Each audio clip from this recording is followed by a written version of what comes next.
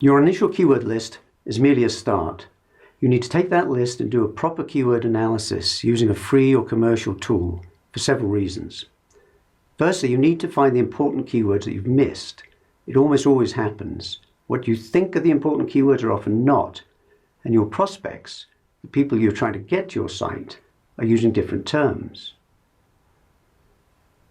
Don't think this won't happen to you, that you can just guess and get the words right. In my experience, that almost never happens. So in this lesson, we're going to look at keyword analysis tools, software services that can help you learn more about your keywords. These services actually analyze what people are searching for, tell you how often they search for each term, and suggest other terms you might want to add to your list. There are a number of these tools available, both free and commercial. As far as free goes, there are probably only two we really care about.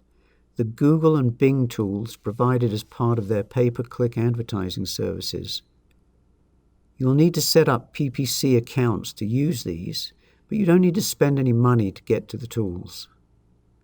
As far as commercial goes, there are a number of options available with advanced features, but you can often learn a lot using the free services, in particular Google.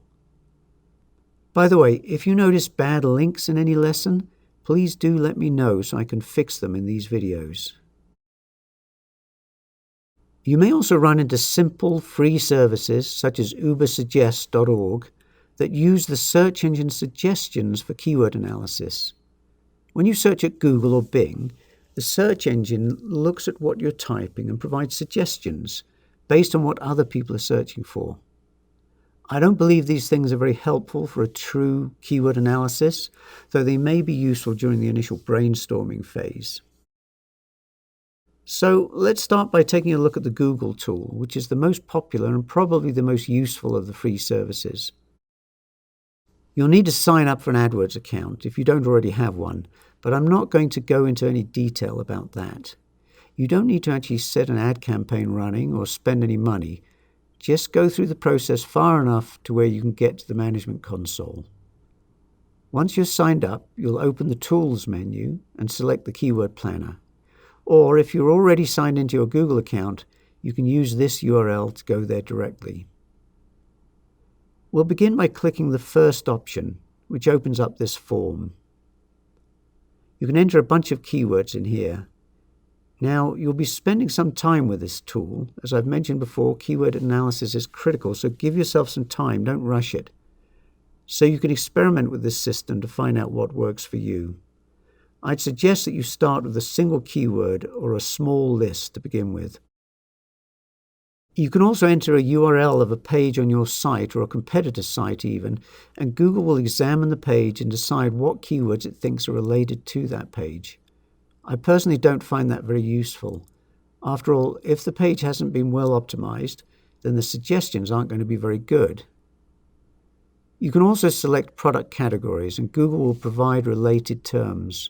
Remember, this tool is really designed for pay-per-click advertisers, so not all the functions are useful for us, though again, you may want to experiment a little and see what you find useful.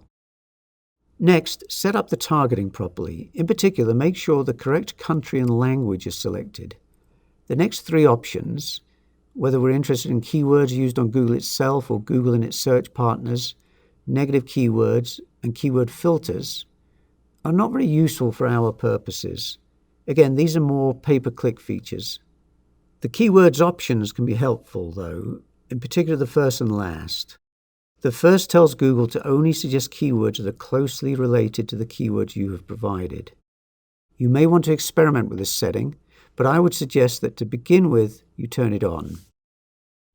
As for the last item, the default setting is for Google to return sanitized keyword results, which is fine for most businesses, but some may need to turn adult terms on. The keywords to include setting can also be very useful. You can tell Google to only return keyword phrases that include terms that you provide. Finally, we have the date setting. Google will show us how often each keyword is searched for each month, and by default, it averages that over 12 months. You can modify that if you wish. You may want to do that if your business is seasonal in some way, for instance. Now, when you click Get Ideas, Google is going to grab the appropriate keywords and show you this screen. Let's forget the chart at the top. It shows the number of searches month by month for all the keywords in the tables below, which is usually not of use to us, especially as we don't yet know how many of the keywords are of interest. So we can click this little button here to get rid of the chart. Let's click on the Keyword Ideas tab. Now, the first thing we'll see are the keywords you entered, and for each one we'll see the average monthly searches.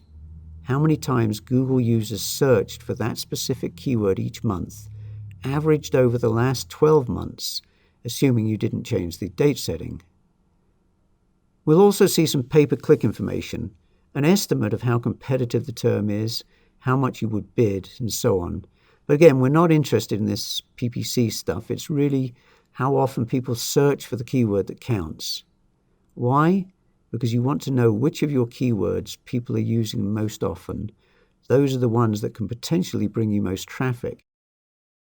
Below this list, Google will now show us terms that are related to the ones we entered, along with how often these terms are searched for.